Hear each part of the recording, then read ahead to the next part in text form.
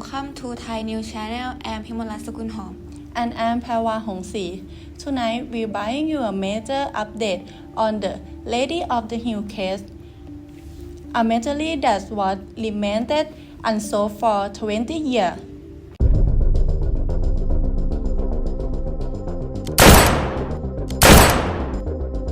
That's right, Pawa.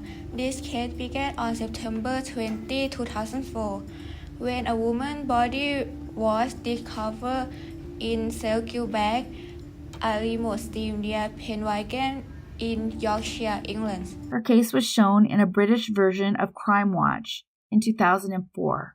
An inquest would be held in May of 2007, determining, essentially, that they could not determine her COD. Sorry for the coded words. Again, it's hard to know exactly what YouTube will penalize me for, so I've been trying to be more cautious. They did, however, rule out drowning, which I would think makes it more suspicious given where she was found.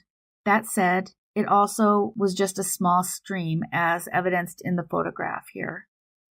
The water in that spot comes out of what is described as a small cave. In early 2019, Lamduan's family in Thailand would come forward to say that they believed the Lady of the Hills was actually their missing daughter, Lamduan Armitage.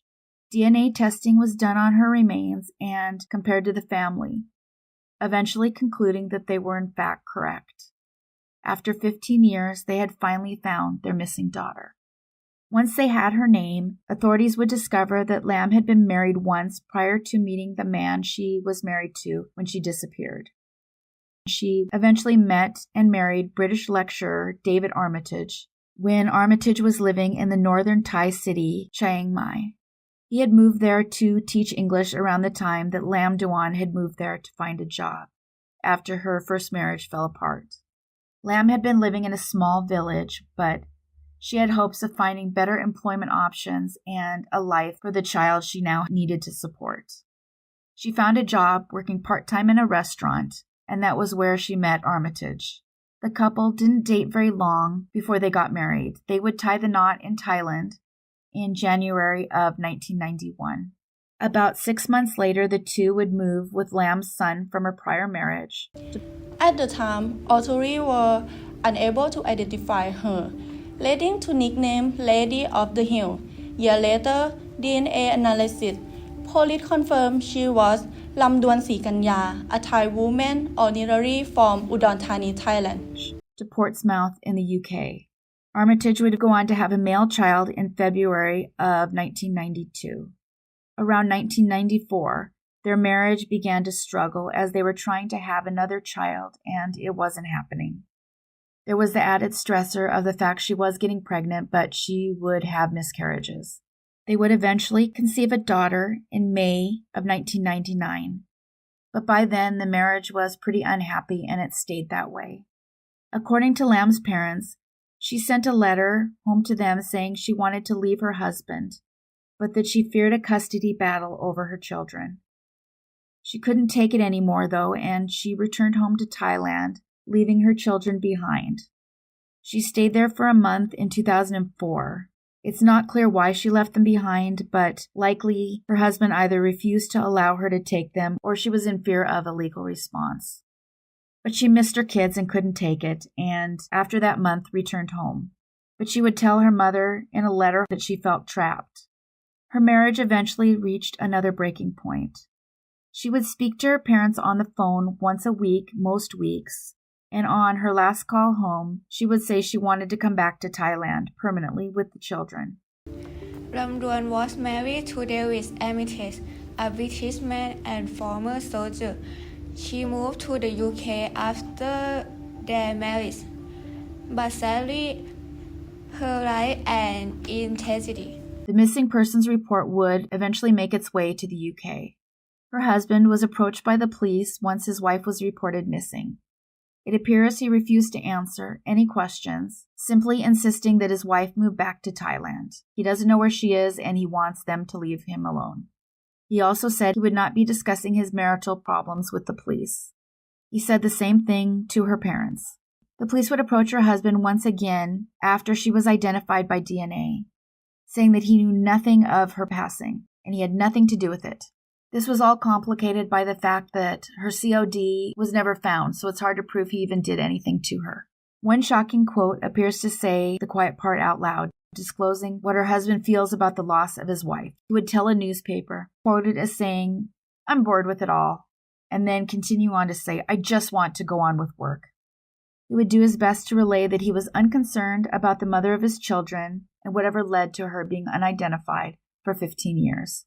At some point after she was identified, he moved back to and was living in Thailand. He did share some concerns publicly, but not for the loss of his wife. Rather, the concern was for himself and the fact that police in the UK have questioned him at all. He relayed that he was angry that they were treating him with anything other than pity as a man who'd lost his wife. He would say that they should have been treating him as a bereaved husband.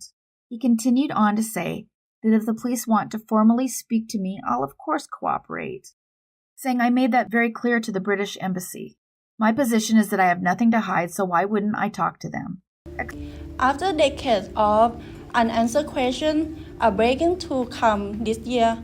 On January 17, 2025, British author arrested David Emitate on suspicion of being invited his wife death. Pennegant and Horton in Ribblesdale. It wasn't even an isolated area. It was an area that is often traveled by people. The man stopped to take a photograph by a stream, not realizing that in the back of the photo, a woman could be seen by the rock. And this was within the stream that was named Sel Gilbeck. It was likely the woman had been there for 3 weeks. Her COD hadn't been discovered, so no one was able to tell what had happened. She was wearing only green socks and a wedding ring. A ripped bra was hanging from one arm. Law enforcement tried really hard to discover who she was. They felt she may have been from Southeast Asia, but of course, that is just ancestry. She could be a foreign national or a UK resident. They knew she was of medium build and had a gap in her lower teeth. They also knew she'd given birth to a child in the past. As they began working the case, they began to believe she was what they referred to as a Thai bride. The community paid for a funeral and a headstone, which always deserves inclusion in these cases because the kindness of people towards someone without a name is always pretty amazing. They say that they felt a responsibility toward the woman and that they wanted her to have a place that her family could go to should she ever get traced. For them, the kindness was to her family in addition to a nameless woman. More than 40 people would attend her funeral. The police would go on to question those who had been walking in the area in hopes that someone might have known or seen something. They even went to a house in the area in the local village looking for witnesses. It would be determined that the woman had passed between September 13, 2004 to August 31, 2004.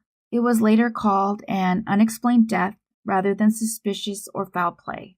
The isotope test pointed to Singapore, Thailand, or Vietnam. They believed she'd lived in the UK for about 2 years. This was a big complication if, for no other reason other than people missing her might live in another country and speak another language. This is eventually what led to her being referred to as the Thai bride. It also suggests she may have been at a higher risk for someone taking advantage of her or hurting her, should that be true. Testing done on her hair say that a man from the British Embassy contacted him in Thailand to say that the embassy was concerned regarding his wife's passing, saying that they were afraid that her family would come and try to hurt him. There's no indication if this conversation actually took place. In 2023, British law enforcement decided to take him up on his offer that he made to the British Embassy. After avoiding them, they would fly all the way to Thailand to talk to David Armitage, telling him that they want to question him. Probably not a huge surprise to anyone, but Mr. Bored by it all refused to speak to the police.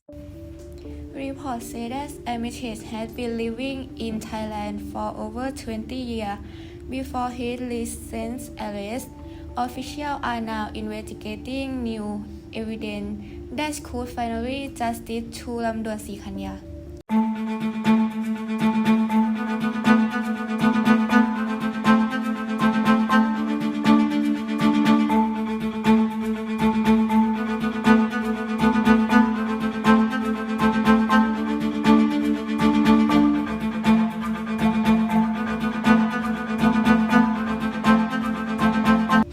case had bargain discussion on domestic abuse, justice for foreign spouse, and the role of forensic advancement in solving court cases.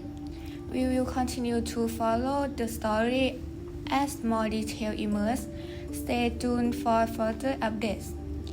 That's all for now. Thank you for watching Thai News Channel. I'm Phaiwa Hongsi. I'm Himala Sakunhom. Don't go anywhere. After the break, we will talk about the weather. That's right. Stay with us to see what's going coming.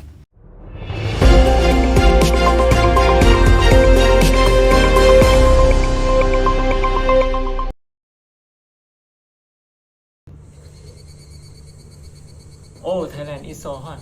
I'm melting out here. I cannot stay it outside. What a cold snap. I can't believe how hot it was yesterday.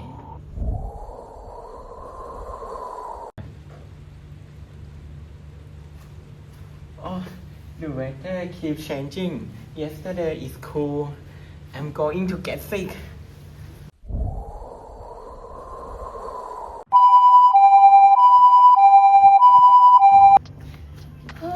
The weather keeps changing. Now I'm sick. What forecast tomorrow? I'm sick too. I think I have a cold. Okay, calm down. We have Thai News Channel because it's channel report about the weather.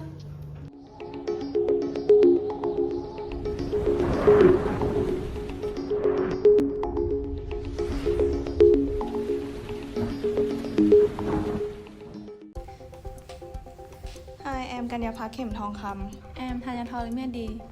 Good day and welcome to the Thailand Weather Report. Here the weather update for 25th February 2025. General situation: the southerly and southeasterly wind bringing moisture from the South China Sea and the Gulf to the northeast.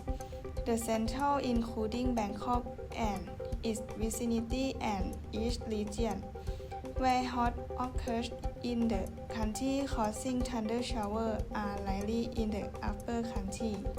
People in the upper country should stay healthy due to the suitable weather are beware of severe conditions.